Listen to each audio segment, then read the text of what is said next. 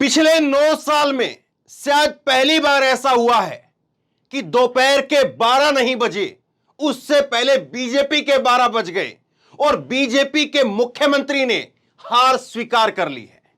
कर्नाटक में बीजेपी के मौजूदा सीएम, अब वो आज के बाद नहीं रहेंगे, बसवराज बोमोई, उन्होंने हार स्वीकार कर ली है।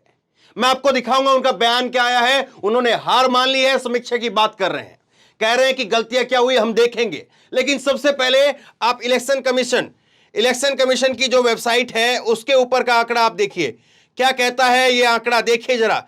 अभी लेटेस्ट मैं आपको दिखा रहा हूं 224 में से 224 का आंकड़ा। ये आप देखिए, भगवा जो है वो बीजेपी को दिखाया इधर और ब्लू रंग में आपको कांग्रेस दिख रही है। तो तस्वीर आंकड़े में आपको बताऊं उससे पहले आप इसी से समझ जाइए कि यहां पर इतनी तो जो है वो बीजेपी है और इतनी जो है वो कांग्रेस है। तो इसी से तस्वीर जो है साफ हो रही है और जेडीएस जो है वो इतनी बची है। अब देखिए आंकड़े क्या कहते हैं सीटों के हिसाब से ये इलेक्शन कमीशन की वेबसाइट के ऊपर जो है लिखा है मैं आपको बता रहा हूं। भारतीय जनता पार्टी वो 66 पर लीड कर रही है। 66 सीटें ऐसी हैं, 70 से कम 66 सीटें ऐसी हैं जहां पर बीजेपी लीड कर रही है। इंडिपेंडेंट है, निर्दलीय है, वो 4 हैं। कांग्रेस की 2 पर जीत हो चुकी है, 128 पर लीड कर रही है कांग्रेस। तो 130 जो है कांग्रेस, 66 बीजेपी और 4 इंडिपेंडेंट, और जेडीएस 22 पर लीड कर रही है। और फिर जो है वो 1-2 और अन्य पार्टियां हैं वो हैं। तो ये ताजा स्थिति है।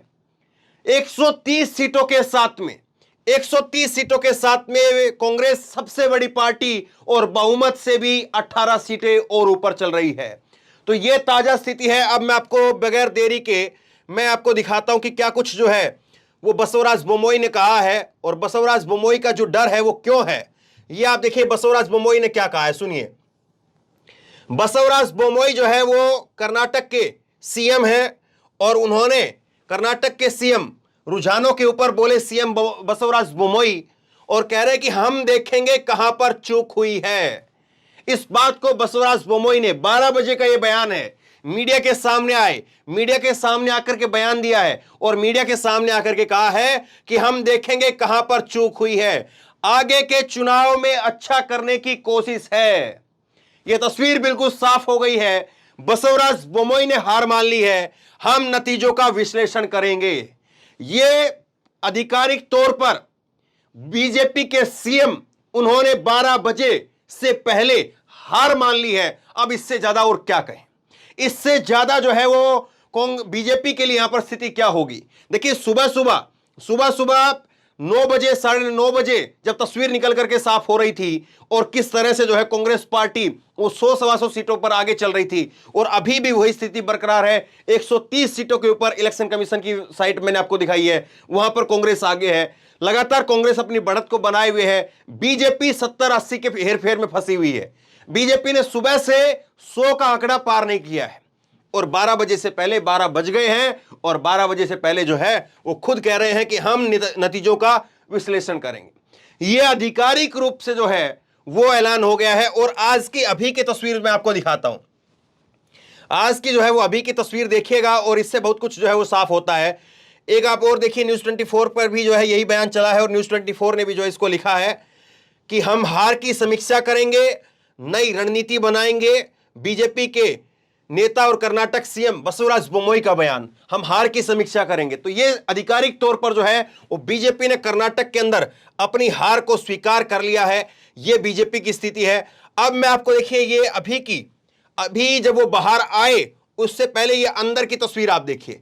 बाहर जब वो आए, मीडिया से बात की, उससे पहले की अंदर की तस्वीर मैं आपको दिखा रहा हूं और यह तस्वीर अपने आप में बहुत कुछ कहती है। मैंने कल आपको दिखाया था बीएस येदियुरप्पा, कल नहीं 10 तारीख को बीएस येदियुरप्पा जब वोटिंग के लिए गए थे, उनके साथ में उनके बेटे विजेंदर थे और अपनी खुद की सीट जो कि उनका पारिवारिक गढ़ है वहां पर उनके चेहरे पर मुस्कान नहीं थी। और तभी मैंने कह दिया था कि यह चेहरे पर मुस्कान नहीं है, मतलब कि बीजेपी के नेताओं को, जो वहां पर स्थानीय नेता है, उनको पता है मोदी जी भले ही जो है वो बजरंगबली, बजरंग दल, मुस्लिम आरक्षण, अमित शाह ये भले ही कहते रहें, हिजाब वगैरह ये सब भले ही चलाते रहें, लेकिन वो चला नहीं। और देखिए ये तस्वीर जब ये बयान दिया है उससे पहले की तस्वीर है और ये तस्वीर ही बता रही है कि कैसे जो है यहां पर बसवराज बोम्मई जो है उनके चेहरे पर एक थकान, एक जो है वो हार की निराशा साफ तौर पर दिख रही है।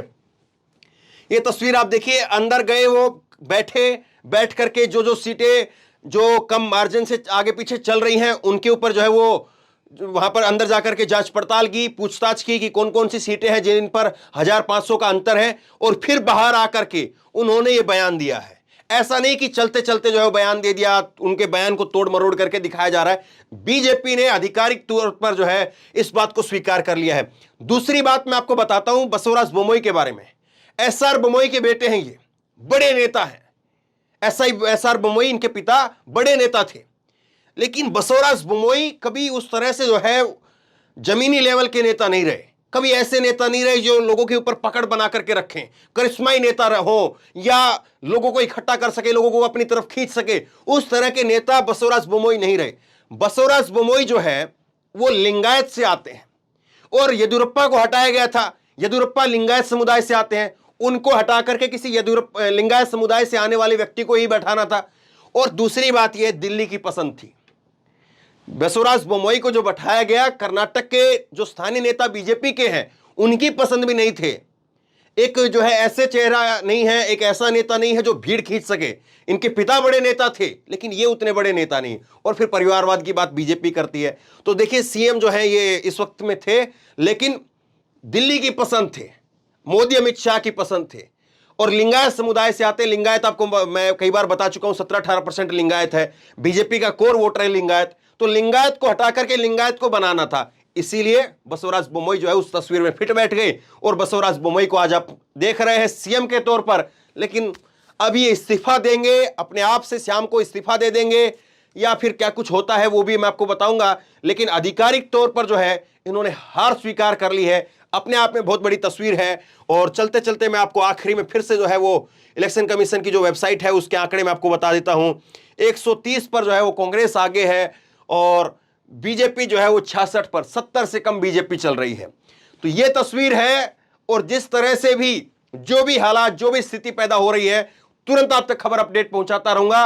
लगातार कर्नाटक के चुनाव को लेकर के आज दिन भर नजर बनाए रखिए। बहुत दिलचस्प हो चला है, और किस तरह से मोदी और शाह का शाम को बयान क्या आता है उस पर सबका इंतजार रहेगा। मोदी अपने शब्दों में इस हार को कैसे बयां करेंगे, क्योंकि बहुत सारी बातें कही गई। बटन दबाना है, बजरंग बली बोल करके दबाना है, बजरंग बली बोल करके बटन दबाना, उनको सजा देना, यह बयान मोदी का बयान था। आज वो बटन दबाएंगे जब ट्वीट करने के लिए, या उनकी टीम की तरफ से ट्वीट किया जाएगा, तो क्या कुछ होगा उसमें, बड़ी जो है सवाल यही है। तो बहरहाल इस वीडियो को शेयर कीजिए, लोगों तक पहुंचाइए। आप क्या सोचते हैं, कर्नाटक चुनाव के नतीजे आ रहे हैं, कोई उलटफेर की गुंजाइश आपको दिख रही है, या लग रहा है कि पूरी तरह से जो है वो कांग्रेस यहां पर डंका बजा चुकी है, उसका झंडा गड़ चुका है, और अब कोई गुंजाइश नहीं है, और इसीलिए बीजेपी के सीएम ने हार स्वीकार कर ली है? आप क्या सोचते हैं, नीचे कमेंट बॉक्स में अपनी राय लिख करके जरूर बताइए। इस वीडियो को खूब शेयर कीजिए, और इसी तरह की तमाम खबरों के लिए ऑनलाइन न्यूज इंडिया को सब्सक्राइब कीजिए। धन्यवाद। इस खबर को अभी लाइक करें, शेयर करें, अभी चैनल को सब्सक्राइब करें और घंटी जरूर दबाएं।